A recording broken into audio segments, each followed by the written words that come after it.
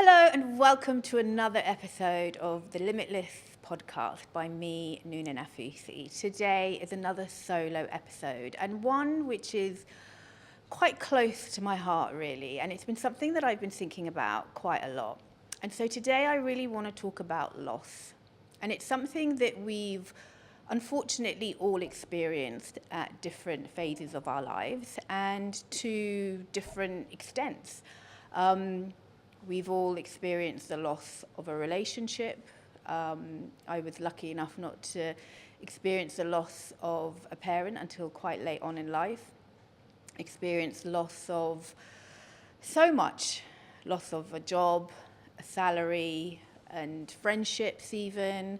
And so I really want to talk about what impact that loss has on us and what we can take away from it. And I'm really going to draw from my own experience here and hope that maybe something that I can share will help you if you're going through loss or have experienced loss.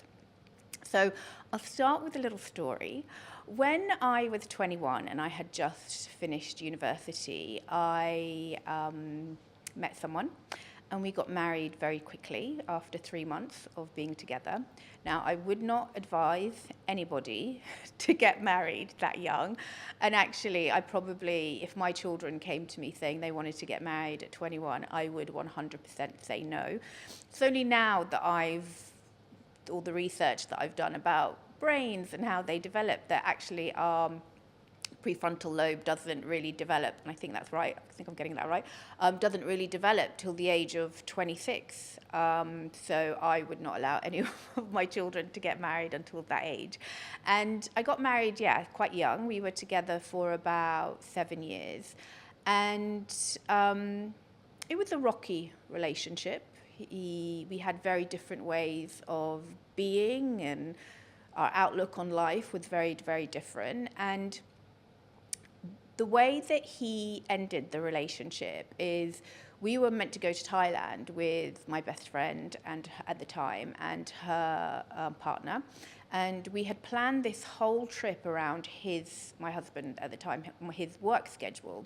And so we were sitting in the office at home and we were talking about the schedule. And actually we'd had 6 really good months together, which was unusual. And he just looked at me as we were talking about the dates and said, I can't do this anymore. And I genuinely thought that he was talking about the holiday, that he couldn't talk about the holiday anymore. And I was like, okay, fine, we'll just stop talking about the holiday. And he said, no, I can't do this. And looked at me and I was like, what, you mean us? And he said, yeah. And he got up, packed his bags like a little rucksack, took his passport, got in the car, and drove off. And I didn't see him again for 3 months. I barely even heard from him. And I was in such shock. This was August the 1st. And we were meant to be going to Thailand in November. And I remember at the time, my friend was saying, look, November's a real long, long way off. I'm sure you'll end up, you'll make up. He just left, he just disappeared. And this was before you had Find Me on your phone. And I called him on the phone a few times and he just switched his phone off for a good 2 weeks. And I remember it was Ramadan at the time. I was living in the UK and I was fasting. I had no energy. I was just in absolute bits. And it wasn't until 3 weeks later we met. It seemed like he'd made his decision. He wanted to end the marriage. And he said to me, I don't know if we should go to Thailand. And I turned around and said, well, I'm going with or without you. And I think when we lose, it's taken a long time. It took a long time for me to look back at that experience and realize that I didn't really lose a husband. I did. But what I really lost in those 7 years was myself. And I think when we lose a job, when we lose a relationship, when we lose, say, a house or a salary, I think it's really important to reflect back and look at what did we lose? Who did you lose yourself? Because there was a version of myself that I lost in that marriage. And it's such a shame when life creates a reason for us to lose ourselves. And when I look back at that marriage, I never forget there was a time when we were at a pub, and my laugh is like a cackle. I can laugh a bit like a witch, and I throw my head back, and I'm just one of these people who have a really loud laugh. And we were in the pub to go and see his family. And I've got quite a loud personality. I love nothing more than being out with people and being, having a food and laughing and joking. And I remember someone had made a joke, and I threw my head back and was laughing really loudly. And he squeezed my knee under the table, like really hard. And I caught myself mid-laugh thinking, oh. And I knew what he was trying to do. He was basically trying to tell me to shut up and stop laughing so loudly. And I caught myself, and I just felt like this small, because when you're laughing and you're in a moment, for someone to grab you under the table and grab your knee to silence you, I felt quite embarrassed. And so for the rest of the meal, I was a little bit quiet. And we got in the car and we were driving back home. And I turned around to him and said, why did you squeeze my knee under the table? And he said, Noona, you were laughing so loudly, everyone in the restaurant was looking at you. And I turned around to him and I said, yeah, because they were probably jealous at what a good time the table was having. Like, I can't believe you shushed my laugh. Like, I was laughing. He's like, yeah, you were embarrassing me. And when I look back, that comment, I lost a bit of myself after that. I started checking myself when I laughed. I started dumbing my laugh down a bit. And there were so many moments in that relationship that I did dumb myself down. He was one of those people who he could create anything to get annoyed with me with. It was maybe I left a plate in the kitchen, in the sink. Maybe I said something wrong. And his style of getting annoyed would be to just not talk to me, just silence. And I think the longest he'd gone not talking to me was about 3 weeks. And I didn't realize at the time that that is a form of emotional abuse, to just ignore someone and act like they don't exist. And you do end up losing yourself in those type of relationships, because the partner that you're with, and the way that I saw it, are meant to be your thermometer, that they tell you when you're out, like, that is okay, that is not okay. And my thermometer was just getting checked all the time, like, check yourself. Why did you say this? Why did you do that? And I really lost that version of me that loved going out and laughing, and I really became a bit of a shell of myself.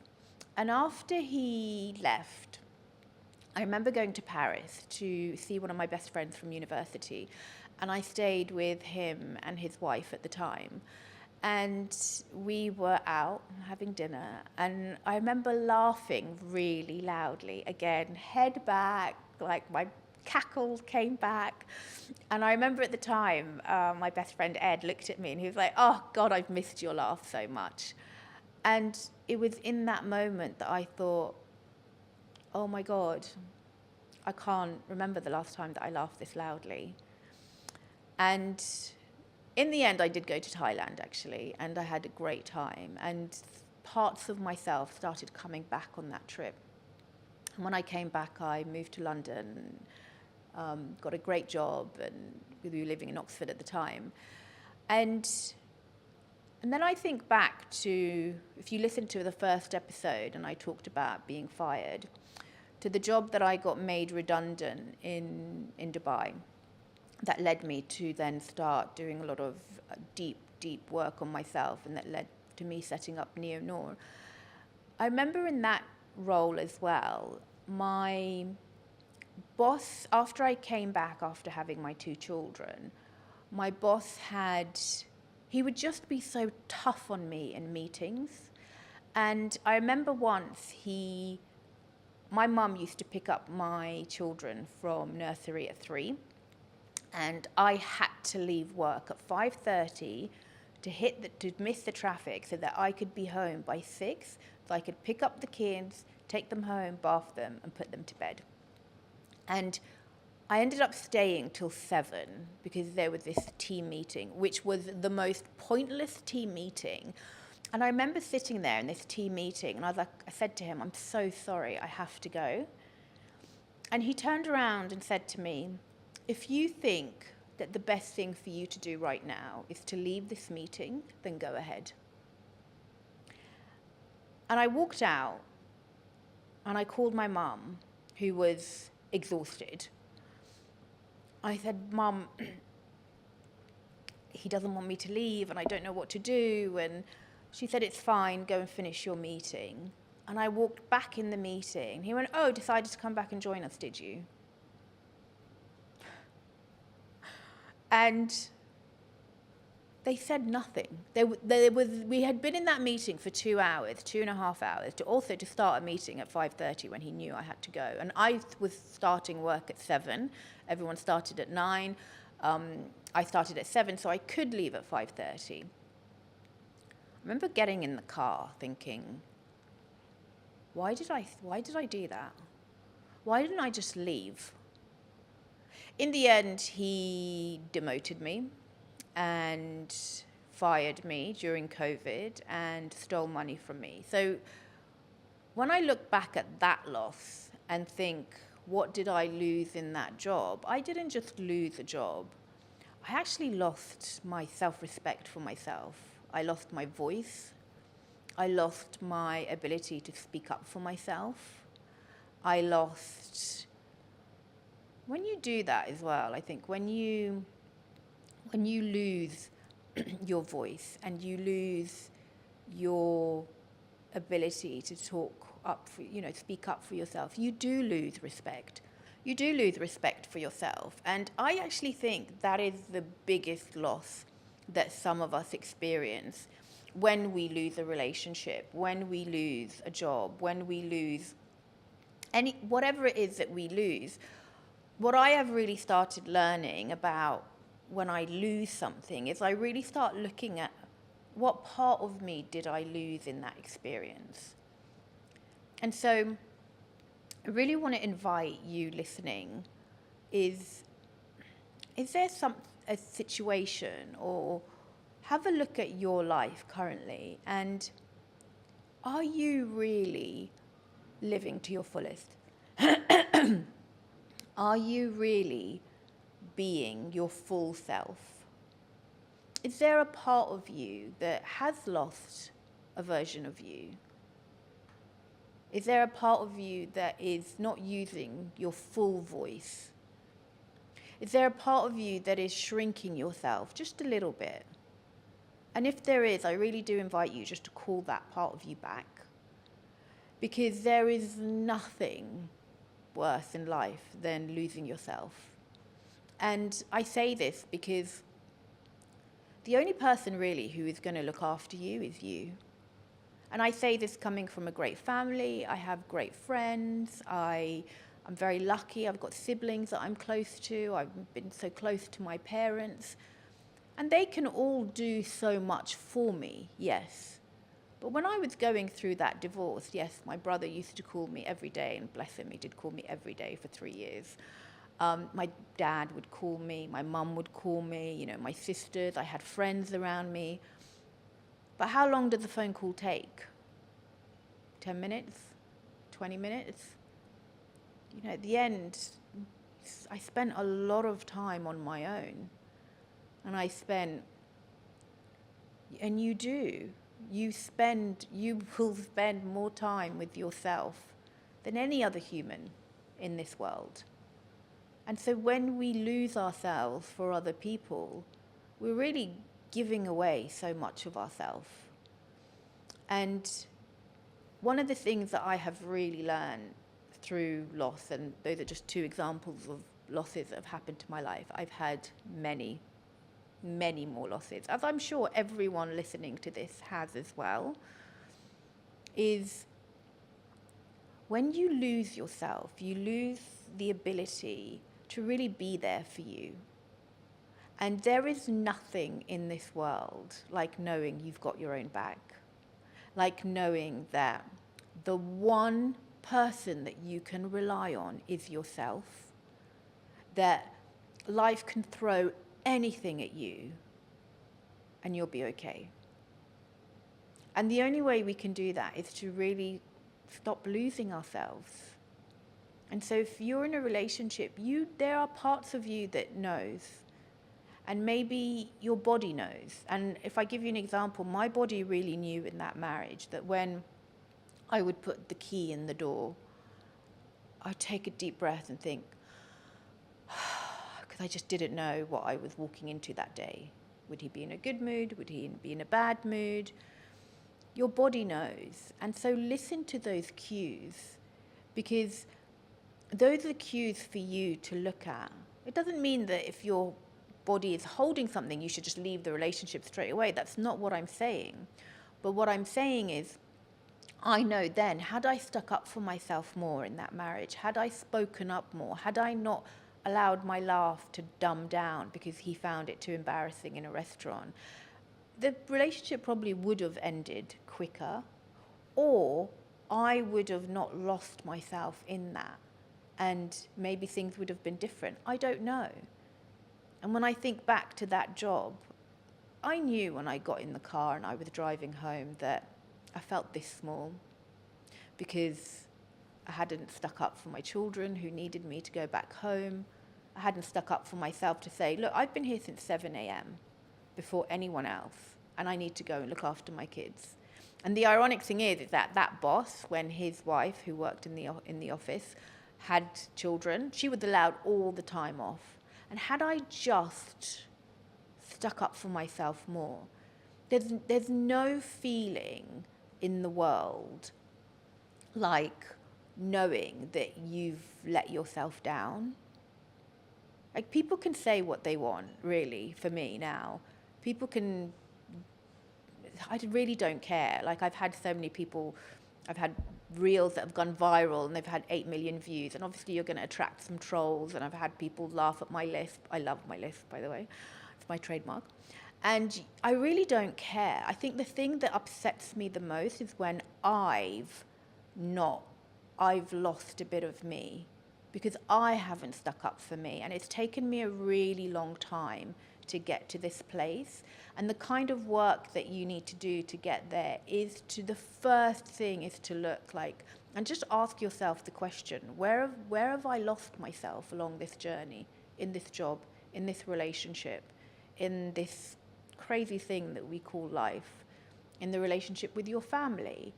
And take those parts of you back, because even the person that loves you, there's going to be something that they might not particularly like about you. And it doesn't matter.